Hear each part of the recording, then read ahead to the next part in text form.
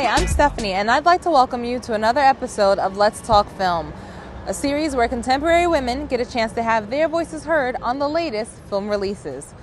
Today's film we'll be reviewing is the science fiction adventure Prometheus, co-written by John Spates and Damon Lindelof and directed by Sir Ridley Scott.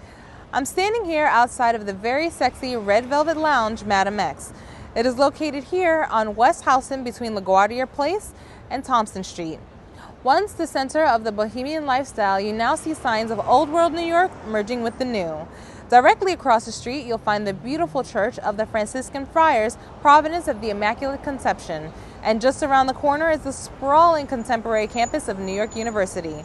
The local residents here have a luscious life with access to multitudes of small restaurants, shops, and services.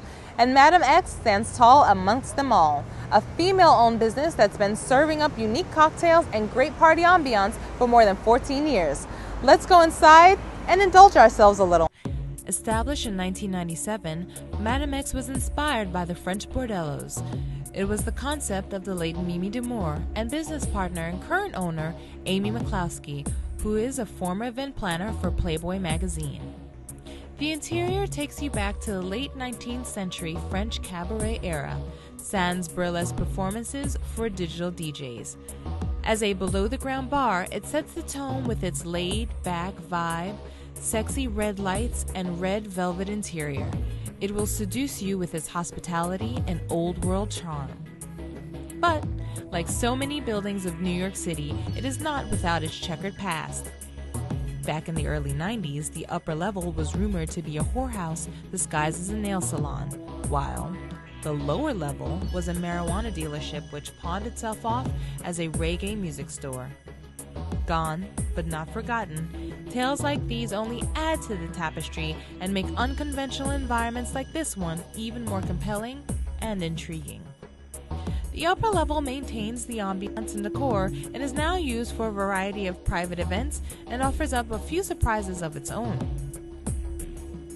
The luscious garden in the rear is yet another of New York City's hidden gems and perfect for warm weather nights. Lush velvet couches invite a long stay, and framed art and the iconic red light ignite sentiments of foreplay. Each week, a rotation of DJs can be found spinning fast tunes Wednesday through Saturday. Specialty cocktails like the Indecent Proposal, Cherry Pop, and Pussy Galore intoxicate your palate, and affordable cash-only drink specials make it easy to indulge your lust. And now, let's meet our panelists. To my direct right, I have Cabby Barnes.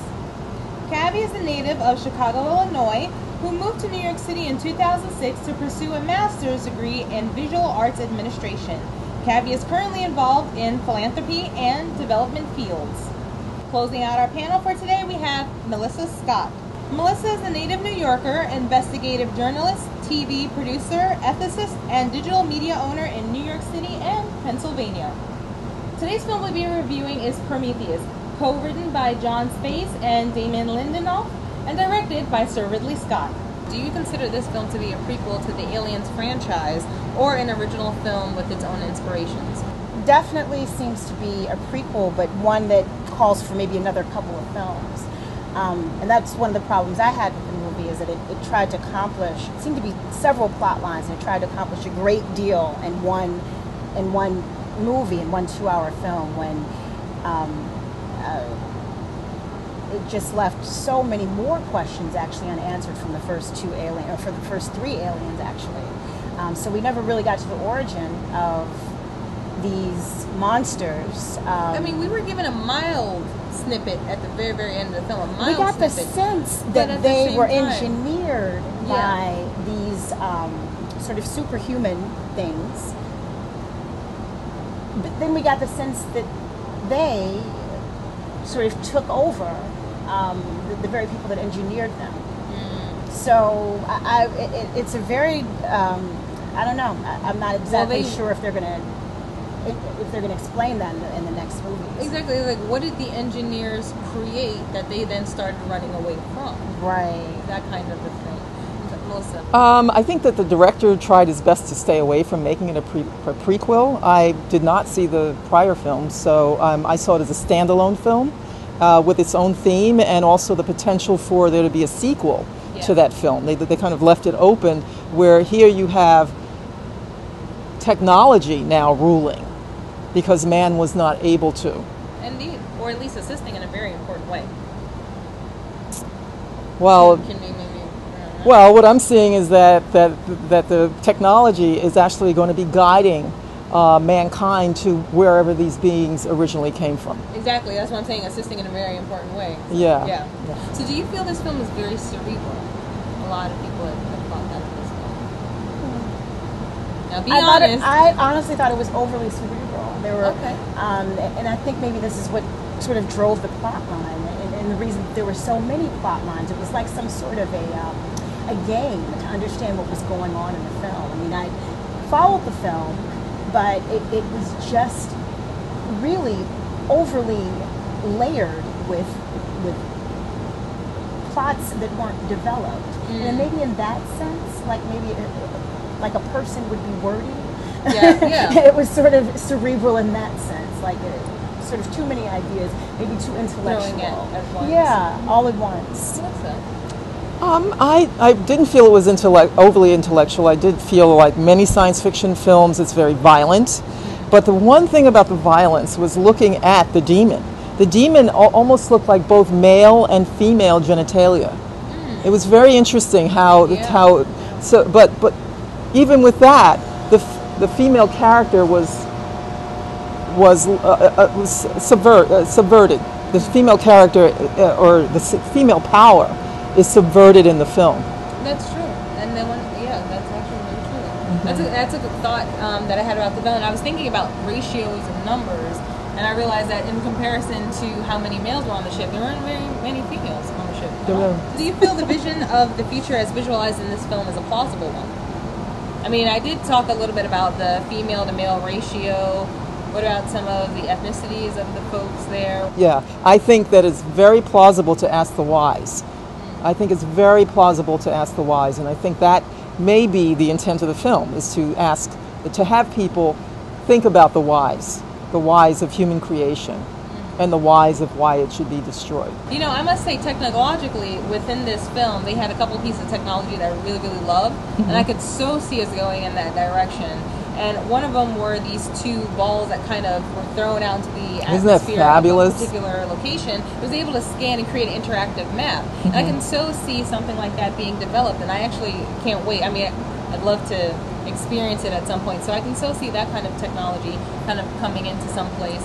And I also appreciated the diversity. You know, you had people with diverse accents and experiences, but again, the male to female ratio was a little telling, and who was left behind ultimately was a little bit telling. So I thought that was interesting. Their choice of characters was excellent. Yeah.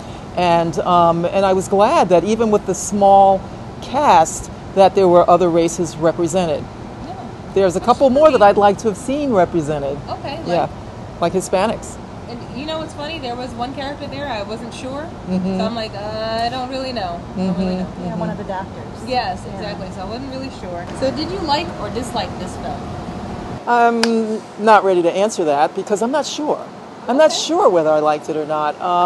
I know that I found it to be interesting.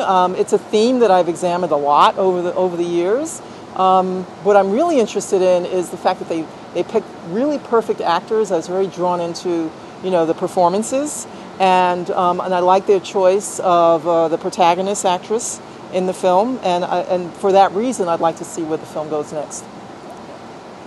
I really didn't like the film, and I actually really wanted to, and I know I keep referencing back to the Alien movies, but I really, really thought that Aliens 1, 2, and 3 were really excellent films. Prometheus was, for me, overly long, but at the same time, too rapidly paced toward the end.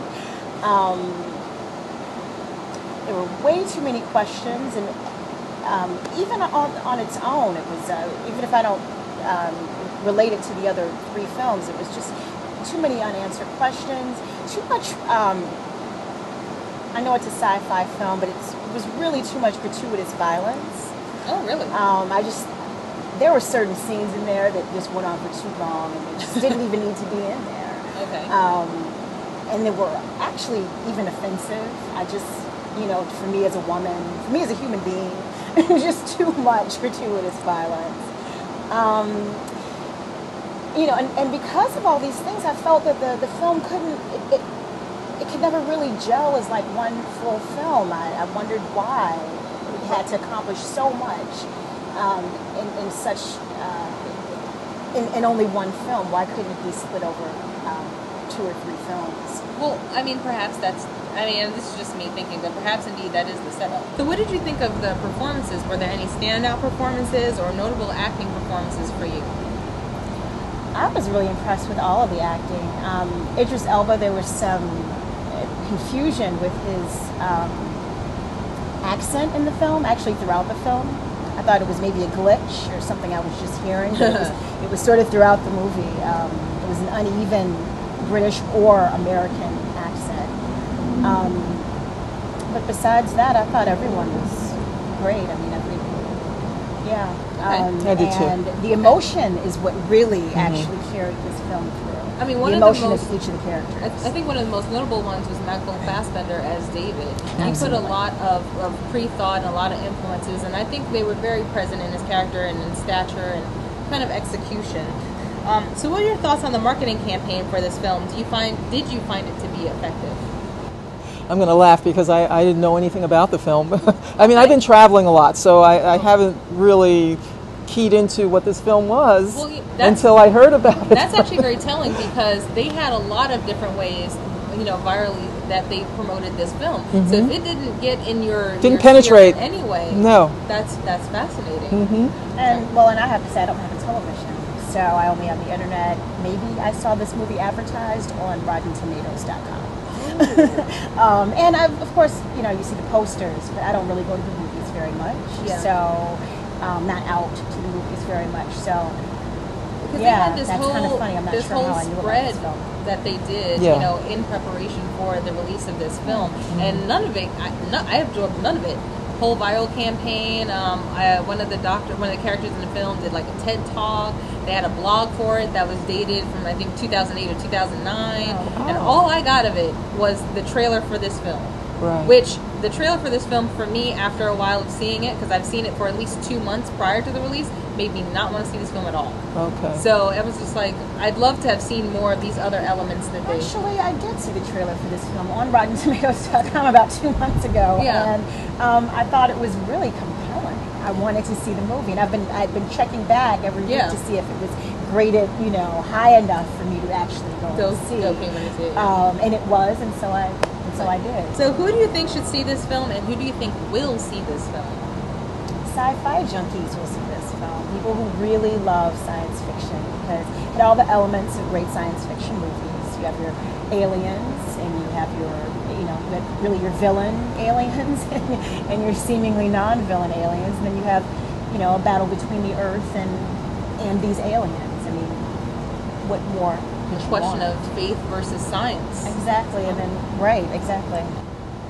Sci-fi aficionados and also gamers, younger people. I think that the 13 and above age bracket that are gamers might be interested in something like this. So do you think anyone should see this film? Who do you think should see this film? People who are interested in notions of,